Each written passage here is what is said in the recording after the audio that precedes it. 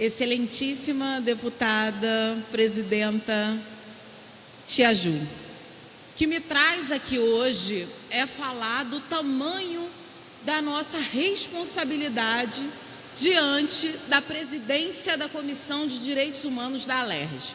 Um trabalho, Tia Ju, feito com muito zelo e responsabilidade durante 10 anos pelo deputado Marcelo Freixo e coordenado por Marielle Franco. Então a gente tem uma responsabilidade que beira a uma condição hoje no estado do Rio de Janeiro de retirada de direitos, e o principal deles, o direito à vida. Então, assumir a Comissão de Direitos Humanos, para mim, é mais do que não só o reconhecimento desse trabalho que eu ajudei a construir na Comissão de Direitos Humanos, mas também do tamanho do desafio que nós temos diante de um Estado que é o maior violador dos direitos humanos. Então, entender que ao longo desses 10 anos na Comissão de Direitos Humanos, a gente trouxe uma nova metodologia de trabalho em que o encaminhamento a atendimentos psicológicos e também o encaminhamento a atendimentos jurídicos foram muito concretos, principalmente em situações de violência contra as pessoas que mais necessitam de ser acolhidas. Por exemplo, mulheres negras, população de favela e periferia, que muitas vezes tem cerceado o seu direito à vida.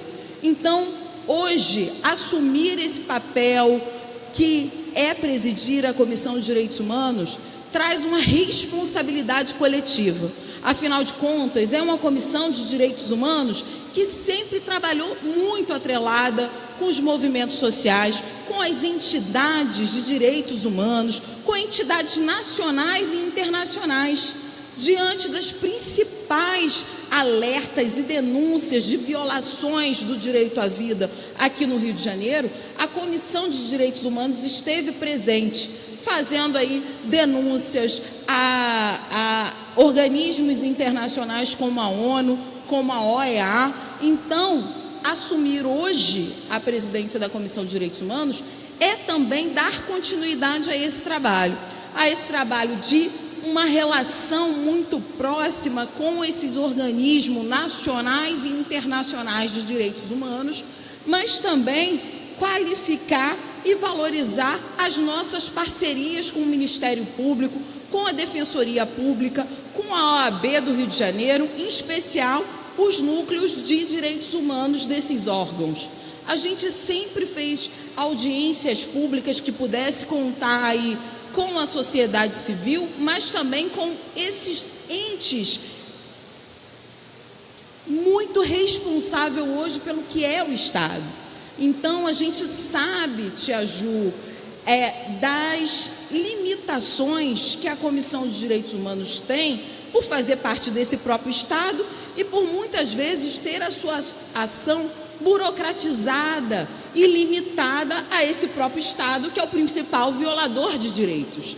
Então, entender o papel da comissão hoje é central, principalmente no momento em que política pública de segurança não é apresentada pelo governo Witzel.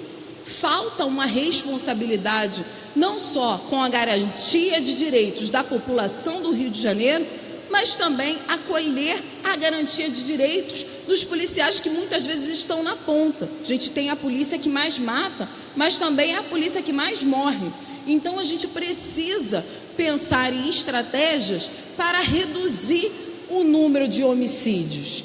E aí eu também preciso trazer aqui uma questão que é muito cara para nós mulheres. Esse mesmo governo não apresentou um pacote, um programa que pudesse trazer políticas públicas para a redução do número de feminicídio e sequer sobre o atendimento dessas mulheres. Então, estar hoje à frente da Comissão de Direitos Humanos é sim pensar e usá-la como um instrumento das principais lutas sociais.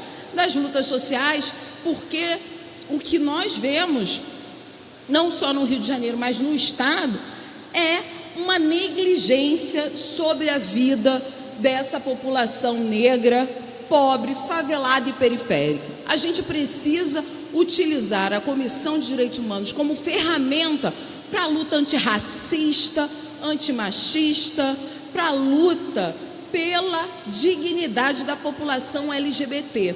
A gente vê o quanto o índice de feminicídio aumentou absurdamente no Rio de Janeiro, em especial nos últimos 10 anos, cresceu em 22% o número de mulheres assassinadas, 22% de mulheres negras. Então não é à toa que a gente precisa fazer um recorte de gênero, de raça e de classe em todos os debates que a gente colocar dentro dessa casa, em especial na Comissão de Direitos Humanos. Então, trazer esse meu compromisso de atuar principalmente para aqueles e para aquelas que sentem dor, e que essa dor é muitas vezes provocada por quem deveria acolher, é cumprir com a nossa lógica de não hierarquizar a dor. A Comissão de Direitos Humanos desenvolveu esse mecanismo de uma metodologia em que o trabalho desenvolvido é sim do atendimento ao público, algo que não é uma prerrogativa de comissões de direitos humanos. Fomos nós que desenvolvemos nesses últimos 10 anos, estando ali junto com o trabalho de Freixo e o trabalho da Marielle. Então, trazer esses elementos hoje para a discussão é importantíssimo, porque esta Comissão de Direitos Humanos, ela precisa superar a lógica que é de um Estado que não privilegia a vida humana. E aí a gente precisa falar da política pública de segurança que está colocada hoje no Rio de Janeiro.